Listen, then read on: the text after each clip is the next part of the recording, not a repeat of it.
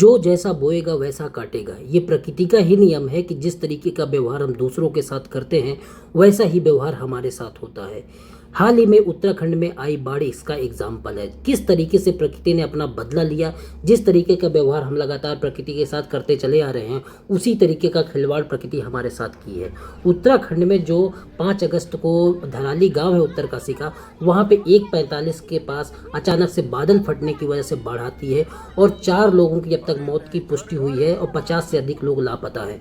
20 से 25 होटल जो थे वो पूरी तरीके से तबाह हो गए हैं और उत्तरकाशी के जो हर्षिल घाटी है वहां का जो 2-3 किलोमीटर तक का एरिया है वो पूरी तरीके से जलमग्न हो गया है।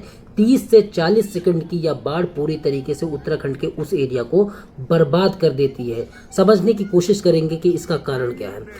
कारण तो यही है कि दोस्तों की बादल फटा जिसकी वजह से वहाँ पे भारी तबाही हुई और वहाँ पूरी तरीके से वो एरिया जलमग्न हो गया।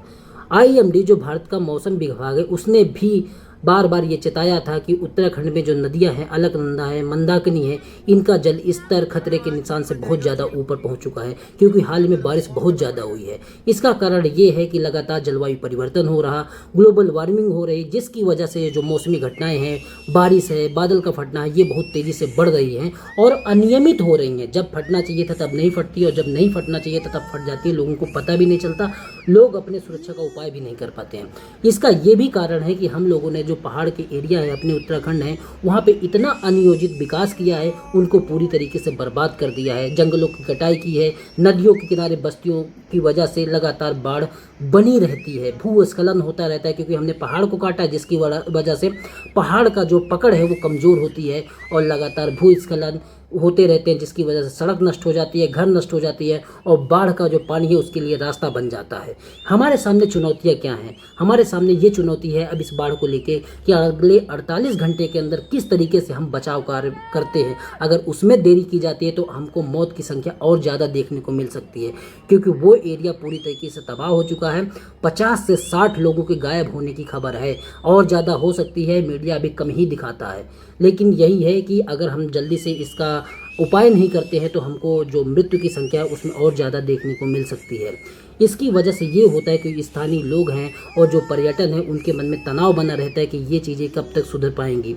और दीर्घकालिक हमारी चिंता ये है कि जिस तरीके से जंगलों की कटाई हो रही, अनियोजित निर्माण हो रहा, लगातार इस तरह की घटनाएं उत्तराखंड में बढ़ती नजर आएंगी। 2013 की केदारनाथ त्रासदी हो, चाहे उसके बाद जो उत्तराखंड में एक और त्रासदी हुई थी, उसके बाद से हमने कुछ नहीं सीख ली और लगातार इस तरीके की घटनाओं को बढ़ावा दिया।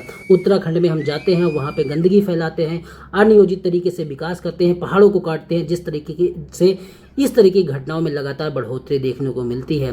हाँ, अब तो जो स्थानीय लोग हैं उनका पुनर्वास और विकास कर दिया जाएगा, लेकिन उसी घाटी में फिर आगे आने वाले समय में हमें कोई इस तरह की घटनाएं देखने को मिलेंगी क्योंकि हम अनियोजित विकास को अपने रोकते नहीं हैं। जब ये घटना हुई उसके बाद से उत्तराखंड के मुख्यमंत्री जो पुष्कर धामी हैं उन्होंने बाढ़ प्रभावित क्षेत्र का जमीनी दौरा किया और राहत कार्यों की समीक्षा की। उन्होंने ये भी कहा कि तत्काल आर्थिक जो सहायता है वो पेश की जाएगी। केंद्र सरकार ने 200 करोड़ रुपए तत्कालिक सहायता की घोषणा की है और जो NDRF के दल होते हैं उनको तुरंत तैयार कर दिया है। आप लोग क्या कर सकते हैं, जो उत्तराखंड के बहुत सारे जो NGO हैं, जो स्थानीय स्वयंसेवक संघ है, उनके साथ मिल के जो आप कार्रवाई कर सकते हैं। जैसे आपके पास पुराने कपड़े हों, कंबल हो, दवाइयाँ हों, कुछ इस तरीके का योगदान अपने भाइयों के लिए कर सकते हैं क्योंकि वो कहीं और के लोग नहीं हैं, हमारे ही लोग हैं। हेलीकॉप्टर सेवाएं जो वहाँ पे लोग फंस गए हैं उनको निकालने के लिए लगातार इस तरीके का प्रयास किया जा रहा है।